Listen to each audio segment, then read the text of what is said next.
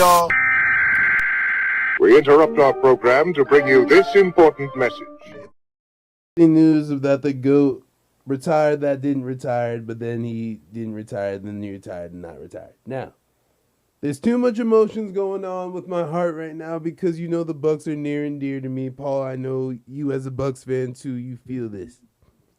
But with Tom Brady, with the possibility of him retiring, fellas, who's going to be affected more, the league or my near and dear Tampa Bay Buccaneers?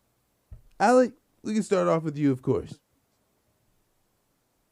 I feel like it affects the league more because now they can't use him as an excuse.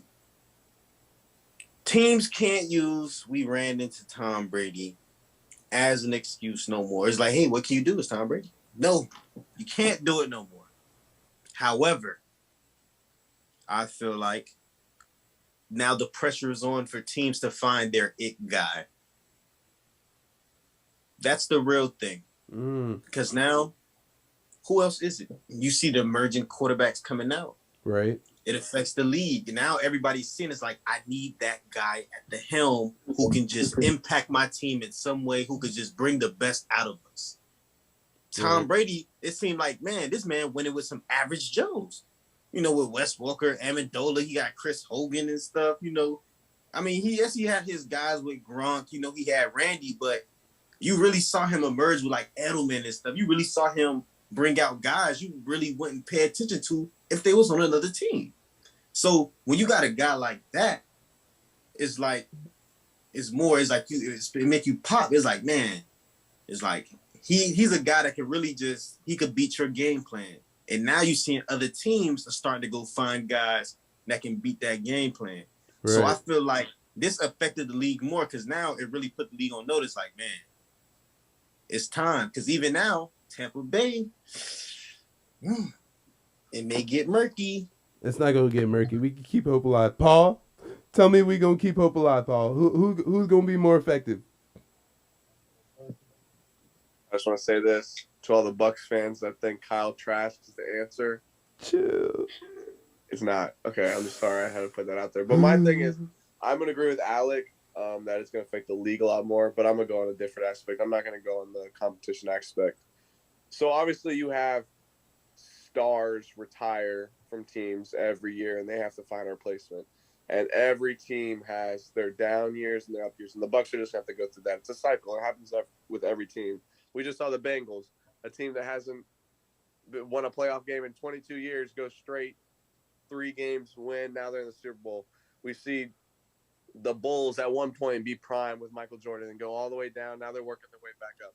You see that all the time. But I think when you take someone like Tom Brady away from a league, whether someone tunes in to watch him because they love him or they tune in to watch him because they hate him, that is a big aspect that you are missing. You are talking about the number one controversial player in the league right now, whether he's the GOAT, whether, like I said, people hate or love him. But I think when you take someone that big away, let alone competition, it's not good for the league. I think the league's going to take a little downfall. To take someone that caliber away, it's a sad time. I ain't gonna lie. It's not official. It's not official yet, Paul. Not official yet. It's but at the end of the day, it's soon to come. Whether it's this year or in 2 next years. year. Yeah, you're right. Okay. You're right, Paul. It's not official yet, so I'm going to tell you why. If this man leaves, why it's going to affect us the most, okay? Because I remember a time, okay, ladies and gentlemen.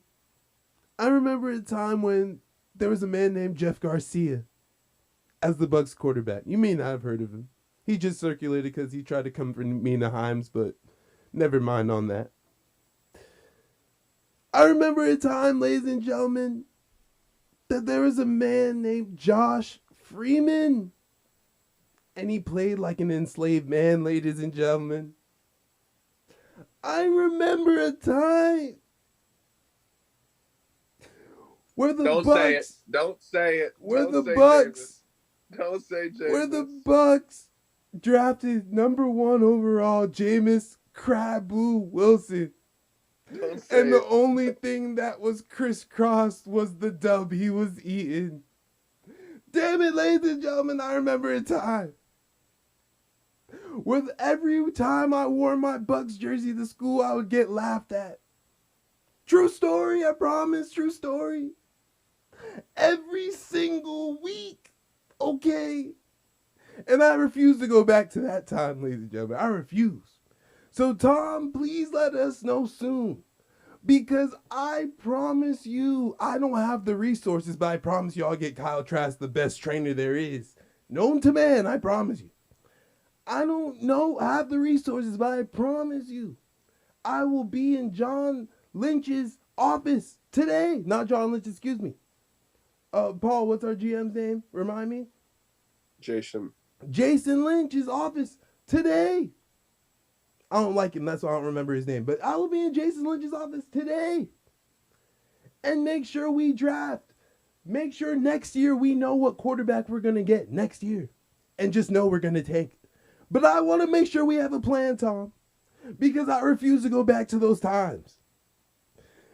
Now, you know he is the GOAT. Respect. I hope